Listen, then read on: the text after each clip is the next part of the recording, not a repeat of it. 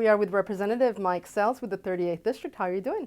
I'm doing great. How are you doing, Lilia? Well, this is the second week of session, and it's been busy for you. I understand that your committee had huge hearings recently. Well, yesterday we spent a couple hours on wage theft issues, which is an important problem in the economy. People who are getting paid off the books as a result, fair share isn't paid into the tax system. People aren't actually getting the money that they may have coming to them, and it's a huge issue.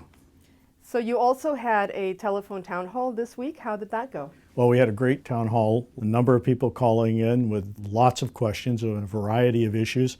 It was noted to us at one time there were as many as 5,000 online, so it's difficult to get to everybody. We had questions around, where our taxes going in terms of transportation, and I indicated to the gentleman who watched it, WSDOT, the Washington State Department of Transportation, has one of the best websites. You can go on, see what the projects are, what they cost, and what's going on at any particular time. So I've encouraged and would encourage constituents to do that also.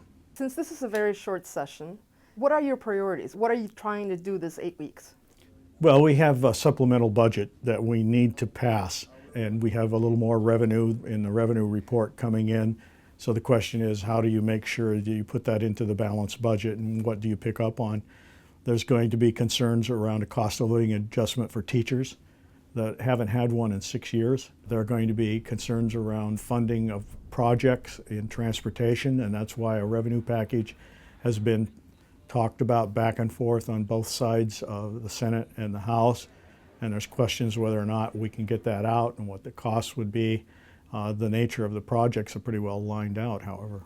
Now, you are a former teacher, so your understanding of our education system, you have an advantage there. So what is your opinion about what needs to be done on education this year?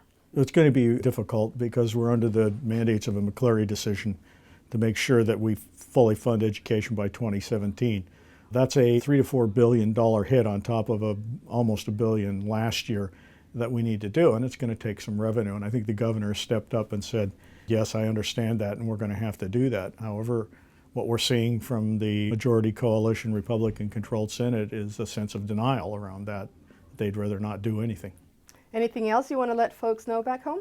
Well, it's going to be a very short session, so we encourage constituents to let us know what's on their mind. And we don't have a lot of time to deal with a lot of issues, but it's important that they write to us, call, give us information around the important issues that we face today.